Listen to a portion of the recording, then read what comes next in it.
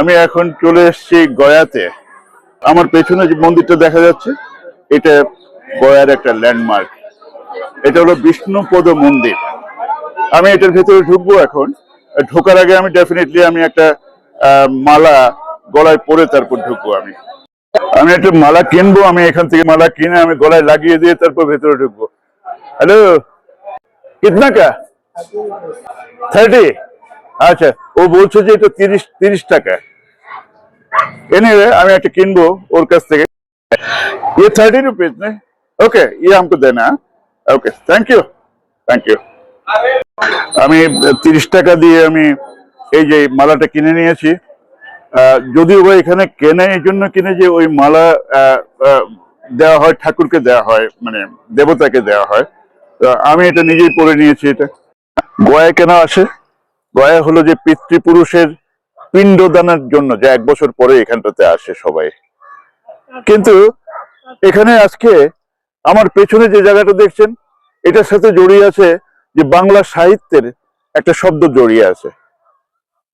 সেই শব্দটি হলো ফল্গু ধারা। ডেফিনেটলি আপনারা জানেন ফল্গু ধারা। ফল্গু ধারা কি? ফল্গু ধারা হলো যে উপরটাতে, উপর সারফেসে বালি থাকবে কিন্তু নিচে জল থাকবে। আপনি জল দেখতে পাবেন না, কিন্তু বালিটা যখনই খুঁড়বেন তখন কিন্তু জলটা পেয়ে যাবেন। ইন্টারেস্টিং মিথটা হলো যে রামচন্দ্র, সীতা, মা সীতা এবং লক্ষণ ওরা যে 12 বছরের যে বনবাসে ছিল, সেই বনবাস শেষে ওরা ঠিক করলো যে ওরা গয়াতে এসে রাজা দশরথের পিণ্ডি দান করবে। তার মানে 1 বছর পরে, যে মারা যাওয়ার পরে যেটা করা হয় সেটা করবে।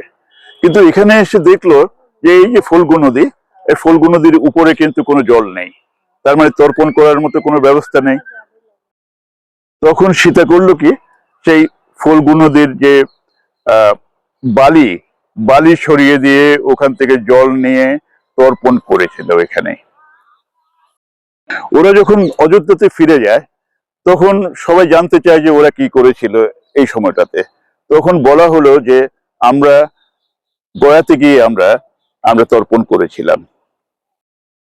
এদিকে সীতাকে তো নিয়ে গেল, রাবণ নিয়ে গেল। সেটা নিয়ে একটা অসন্তোষ সবার মধ্যে, যে একদিন পর্যন্ত রাবণ যে রেখে দিয়েছে ওখানে, সেটা নিয়ে একটা অসন্তোষ সবার মধ্যে। আর সবাই জানতে চাইলো যে তুমি বললে যে রাজা দশরথের তুমি পিণ্ডি দিয়েছো ওখানে, এটার সাক্ষী কে আছে? কে দেখেছিল যে পিণ্ডি দিয়েছে?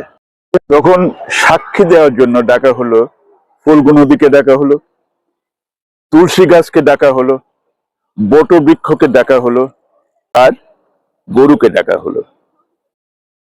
ওরা যখন সাক্ষী দিতে এলো, ওরা একেবারে আউটস্ট্রেট ওরা বিট্রে করে গেল। ওরা বললো যে না না, এমন কিছু করেনি, সীতা এমন কিছু করেনি। তখন সীতা এতটাই রেগে গেল, রেগে গিয়ে বললো যে আমি তোদেরকে অভিশাপ দিচ্ছি। প্রথম ফল্গু নদীকে অভিশাপ দিয়েছে। তো বললো যে দেখ, তুই বছরের 12 মাসই তোর ড্রাই থাকবে, মানে শুকনো থাকবে, তোর উপরে যে কোনো জল থাকবে না, কিন্তু তোর নিচে জল কিন্তু সব সময় প্রবাহিত হবে। সেটাই প্রথম অভিশাপটা সীতা দিয়েছে ফল্গু নদীকে। আর দ্বিতীয় যেটা খুব ইম্পর্টেন্টলি আপনারা হয়তো এটা রিলেট করতে পারবেন, তুলসী গাছকে বললো যে তুমি যে এই সাক্ষ্যটা যে দিলে, আমি তোমাকে অভিশাপ দিচ্ছি, তুমি পৃথিবীর যে কোনো জায়গাতে তোমার জন্ম হোক না কেন, তোমার উপর কুকুর প্রস্তাব করবে। এটা হলো একটা মিথ যে কেন কুকুর গিয়ে প্রস্তাব করে ওখানে। That is connected with this river. ওটা কানেক্টেড, এই নদীটার সাথে কানেক্টেড।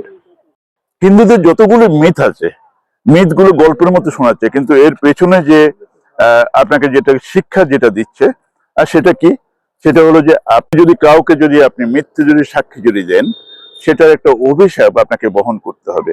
এটাই শিক্ষা। এই যে ফল্গু নদীর ফল্গু ধারা সম্পর্কে আমি আরো একটু বলছি। নদীর যে গর্ভ, নদীর প্রাউড কেন? নদীর প্রাউড হলো যে তার জল প্রবাহ হচ্ছে তার। এখন সীতা যে অভিশাপটা দিয়েছে, নদী জল পাবে না, অথচ জল কিন্তু তার নিচে আছে, নিচে বইবে, কিন্তু উপরে বইবে না। তো গর্ভ চূর্ণ করে দিয়েছে, যেহেতু সে মিথ্যে সাক্ষী দিয়েছে বলে গর্ভ চূর্ণ করে দিয়েছে।